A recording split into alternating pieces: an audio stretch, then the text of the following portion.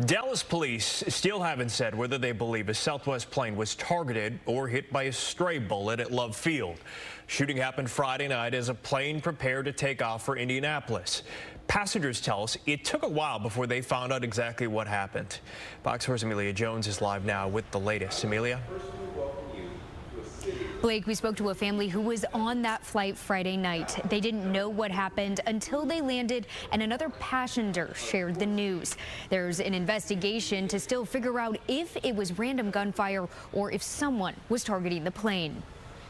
On Friday evening, passengers boarded a Southwest flight at Love Field headed to Indianapolis. The airline says around 9:50 p.m. as the plane was getting ready to take off, a bullet hit the right side of the aircraft near the cockpit and entry door. The Lee family from North Dallas was on the flight when it happened. And the pilot came on just before takeoff and said that he had heard a rattling outside of the plane and that they were electing to turn back to the gate so that the mechanical team could check out the plane before we take off. The family says they didn't hear any noise. The plane taxied back to the gate where everyone deplaned and boarded a different aircraft for Indianapolis. During the entire process, the crew kept passengers calm. They were very calm.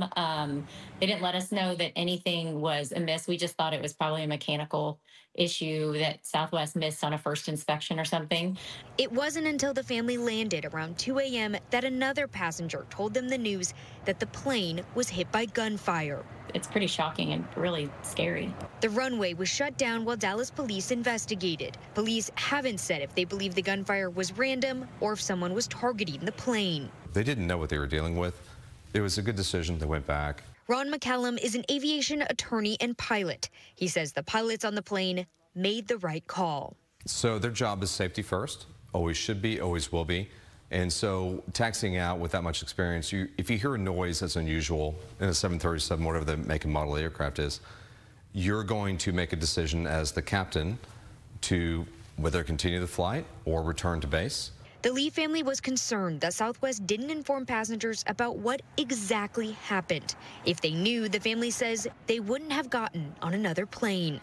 And so that's the concerning part, I think, is just that they went ahead and chose for us to put us on another plane without our knowledge of the actual events. Every passenger received a voucher for a future flight because of the inconvenience. This is, I think, hopefully going to be an isolated event that's unrelated to anything intentional. We reached out to Southwest and asked why passengers were not made aware of what happened before boarding the new flight.